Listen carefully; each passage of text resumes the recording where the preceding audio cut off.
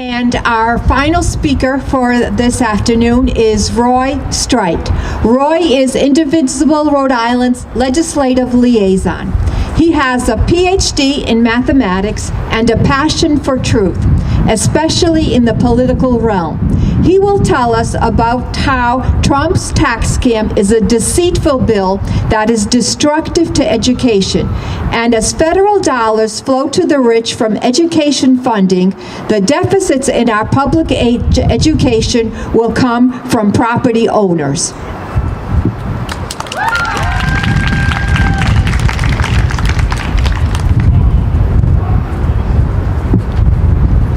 Thank you. Can you all hear me? Get closer. Get closer. All right.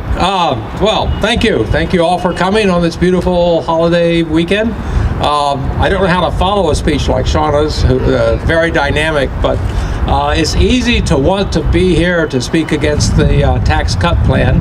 I know that Donald Trump wanted to call it the cut plan. That may be the only truthful thing he said, actually, in his entire presidency. The House decided to call it the Tax Cut and Jobs Act, which it really isn't. But the truth is, whatever is in that tax cut plan, it could be anything, as long as Donald Trump can say it cuts taxes. It doesn't matter. He doesn't even know what's in it. It doesn't matter. He just needs to be able to say it's a tax cut plan. It doesn't matter that it would destroy the fiscal health of the United States over a period of a couple of decades. It just doesn't matter as long as he can sell it as a tax cut plan now. It also doesn't matter if the tax cuts will bankrupt and destroy the finest educational system in the world, actually, in the United States. And Brown is, I lose my sense of direction, is one of it. And, well, point again, please. That way. All right. I got it right. Thank you. And Rizzi, too. It doesn't matter that these tax cuts are going to harm these institutions. He doesn't care because, well, we don't know why. But true tax reform, which is what we want, which we all need, truthfully, tax reform, that is not the same thing as a tax cut. To do a tax reform takes time. You have to do your homework. You have to think about it. We know they think very well, right? And you need tax experts. Now, I'm not a tax expert. I tried to read the House H.R. 1, they call it. It was their first bill, apparently. H.R. 1, and that's what they ponied it up as. It's clear they didn't write it.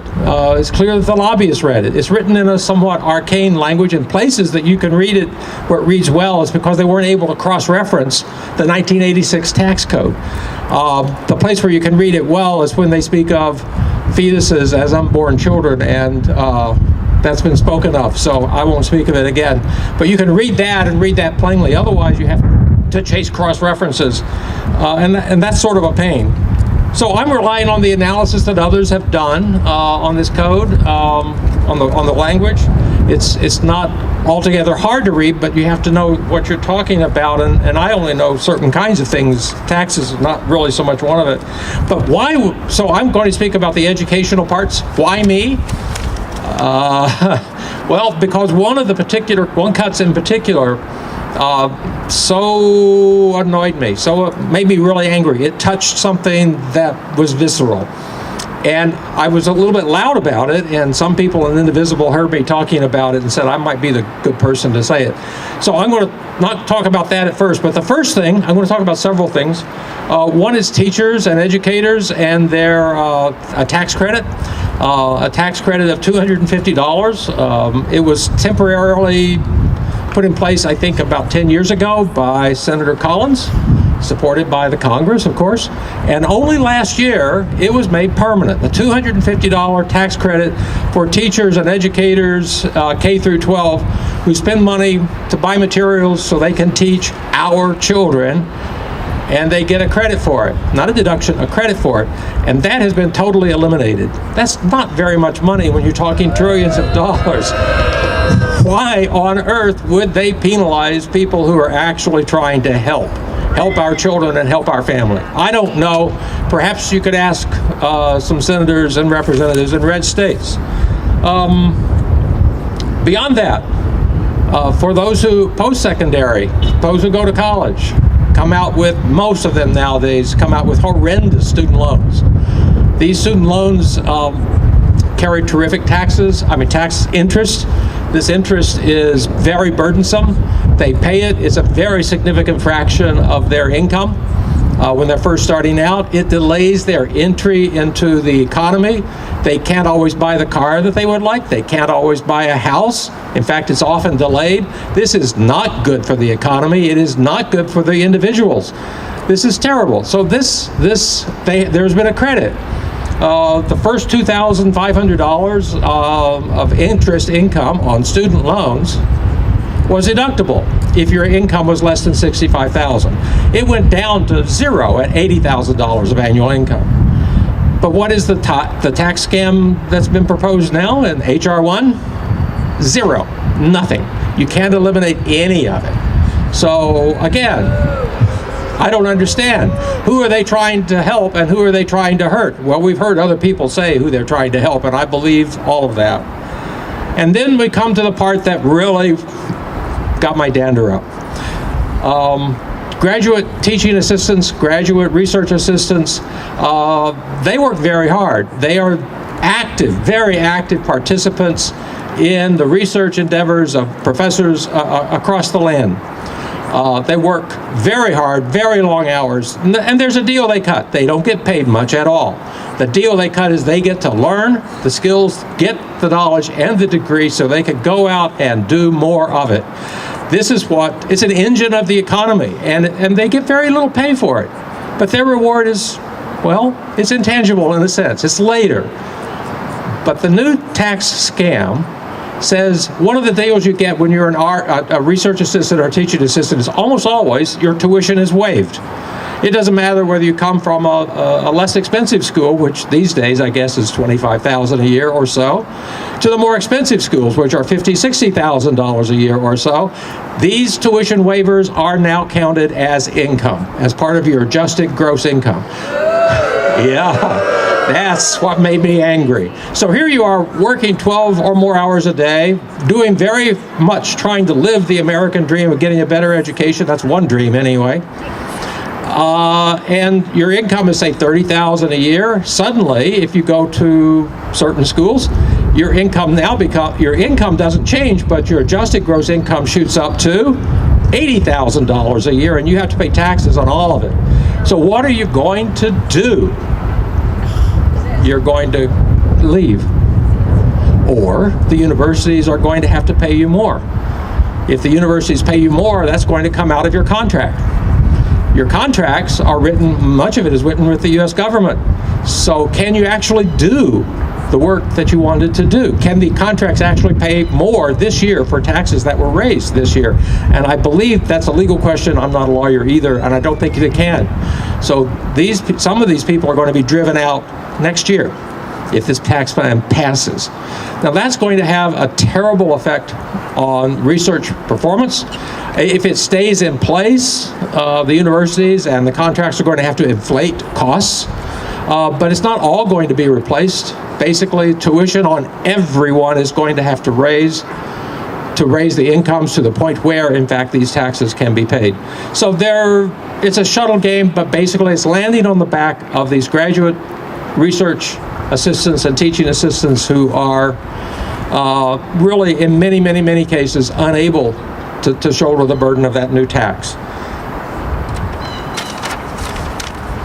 So what does that do to the long-term economic health of the United States if you're attacking the educational system? It undercuts it. You won't feel it next year, probably. Individuals will. You won't maybe see it in 2 years. But if it goes on forever, it will have a very grievous effect on the research and development status, quality, and forward-looking prospects of American science and technology. It will be a devastating blow to the economy of the United States if this particular part actually passes. I'm appalled by it, and every member of Congress should be really outraged. I don't know where or how they were stupid enough to think that they could slip this in and not have it noticed. I know a group of students at MIT have noticed it, but it hasn't gotten the kind of press it should. Perhaps they think that they're just self-serving, but this isn't self-serving. This is service to the country and the world, actually. So, we need to invest in education. We need to invest in students. We don't want to cut that investment. We need to up it, not lessen it. I haven't even mentioned the CHIP plans and other plans that get students from lower income places, a chance to eat so they can actually have an opportunity to learn something. Haven't mentioned those things. We're talking about tax reform, which, as I said, takes homework to do, and that takes time. You can't rush tax reform. If you're rushing it, it's not reform, it's a scam.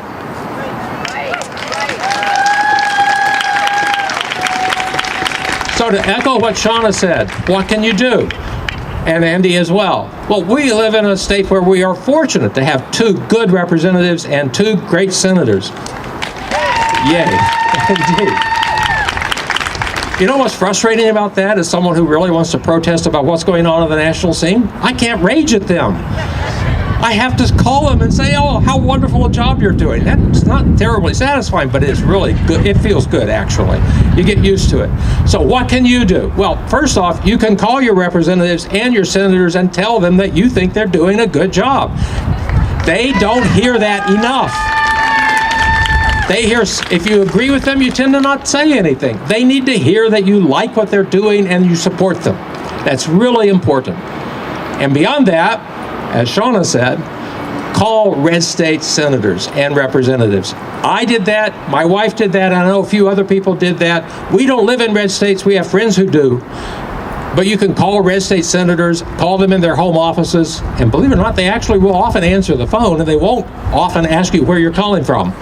You can call them and tell them what you think. I think you should be very blunt. But gracious, always be polite, and get your message out there.